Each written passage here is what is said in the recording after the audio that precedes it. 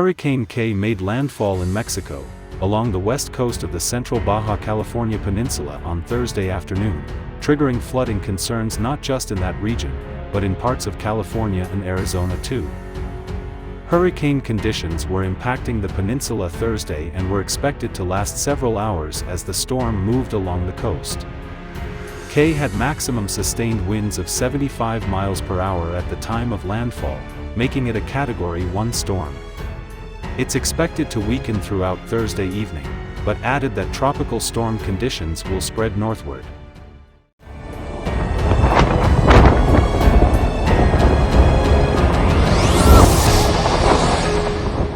Heavy rains will drench Southern California Friday, potentially bringing several months to a year's worth of rain to a normally arid landscape. But that's not all. As the storm moves north, strong winds far from providing immediate relief from California's climate crisis-driven heat wave actually could push already record temperatures higher in some places. Flooding is also possible starting Friday in parts of southwest Arizona.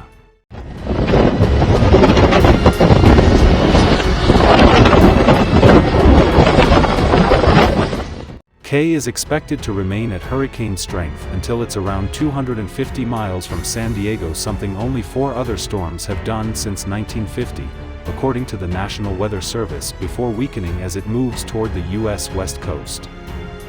K is forecast to track parallel to the Baja California Peninsula through Friday, pushing what could be record-breaking amount of moisture into Southern California and Arizona.